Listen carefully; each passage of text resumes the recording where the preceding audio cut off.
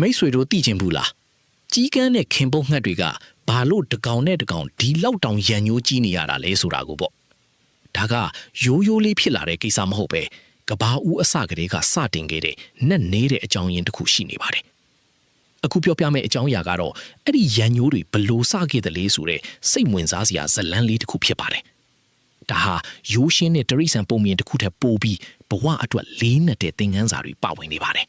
တခါတုန်းကမက်ဆာဗီယာရှင်စေတဝန်ကျောင်းတော်မှာတည်တင်းသုံးနေရှင်ဖြစ်ပါတယ်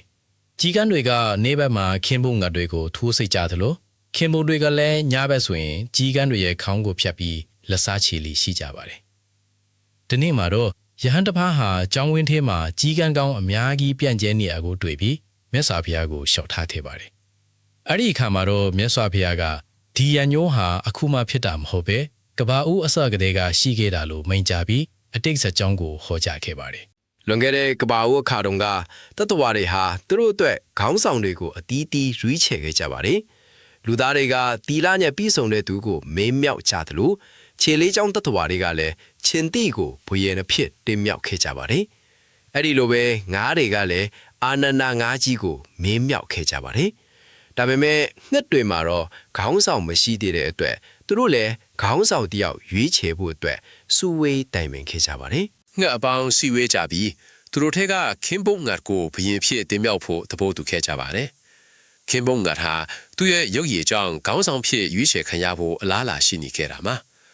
ခင်ပုံငတ်ကလည်းအားလုံးရဲ့ဆန္ဒကိုသိချင်လို့သုံးချိန်တိုင်းကြွေးကြော်ပြီးကန့်ကွက်မဲ့သူရှိမရှိမေးမြန်းခဲ့ပါတယ်။အဲ့ဒီအချိန်မှာねကြီးကန်းတကောင်ကရှေ့ထွက်လာပြီးဒီအစီအစဉ်ကိုရဲရဲဝံ့ဝံ့ကန့်ကွက်ခဲ့ပါတော့တယ်။ကြီးကန်းကပြောတာကတော့ခင်ပုံငှက်ကိုမင်းမြောက်ဖို့သူလုံးဝသဘောမတူဘူးဆိုတာပါပဲ။သူကငှက်အပေါင်းကိုစဉ်းစားဖို့အချက်တစ်ချက်ထောက်ပြခဲ့ပါပဲ။ခင်ပုံငှက်ကစိတ်မဆိုးသေးတဲ့အချိန်မှာတော့မျက်နာကဒီလောက်ကြောက်စရာကောင်းနေလာကြောင်းတကယ်လို့စိတ်ဆိုးလာရင်ဘလောက်တောင်ဆိုးဝါးမလဲဆိုတာကိုသူကပြောဆိုခဲ့ပါတယ်။ဒီစကားကြောင့်ခင်ပုံငှက်ကအကြီးအကျယ်ဒေါသထွက်သွားခဲ့ပါတယ်။မိမိကိုမင်းမြောက်မှာကိုလာနောက်ရှဲရောက်လာဆိုပြီးခင်မုတ်ငယ်ထားကြီးကန်းနောက်ကိုလိုက်ပြီးတိုက်ခိုက်ပါတော့တယ်။အဲ့ဒီနေ့ကစပြီးကြီးကန်းနဲ့ခင်မုတ်ငယ်တွေဟာတအူးနဲ့တအူးမသိမြတ်တော့ပဲကဘာဦးကစတဲ့ရန်သူတွေဖြစ်သွားကြပါတော့တယ်။ဒါဟာဒေါသနဲ့မနာလိုမှုတွေကြောင့်ဖြစ်ပေါ်လာတဲ့ရလဒ်တစ်ခုပါပဲငှက်အပေါင်းဟာလည်းခင်မုတ်ငှက်ရဲ့ဒေါသကိုမြင်သွားတဲ့အတွက်မင်းမြောက်ဖို့အစီအစဉ်ကိုလက်လျှော့လိုက်ကြပါတယ်အဆုံးမှာတော့ငှက်အပေါင်းဟာကြီးကန်းရဲ့ကန့်ကွက်မှုကိုလက်ခံလိုက်ပြီးခင်ပုတ်ငှက်အစားရွှေဟင်သာမင်းကိုပဲသူတို့ရဲ့ခေါင်းဆောင်အဖြစ်တင်မြှောက်လိုက်ကြပါတယ်အဲ့ဒီရွှေဟင်သာမင်းကတော့ကျွန်တော်တို့ရဲ့ဖျားလောင်းဖြစ်ပါတယ်ခေါင်းဆောင်တယောက်မှရှိတဲ့တည်ငြိမ်မှုနဲ့တီလာတွေရှိနေတဲ့အတွက်အားလုံးကကြည်နက်စွာလက်ခံခဲ့ကြပါတယ်ဒီဇလန်ကနေထိမြင်လိုက်တာကတော့ခေါင်းဆောင်တယောက်ထွတ်ဖို့ဆိုတာရုပ်ရည်ထက်စိတ်နေစိတ်ထားနဲ့တည်ငြိမ်မှုကပိုအရေးကြီးတယ်ဆိုတာပါပဲ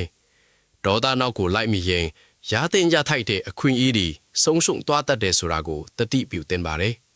အခုလိုစိတ်ဝင်စားစရာကောင်းတဲ့ဘဝသင်ခန်းစာတွေကိုစက်တီးလေ့လာခြင်းအားဖြင့်ပိုမိုကောင်းမွန်တဲ့အတူရခေါ်တွေကိုတီးဆောက်သွားနိုင်မှာဖြစ်ပါတယ်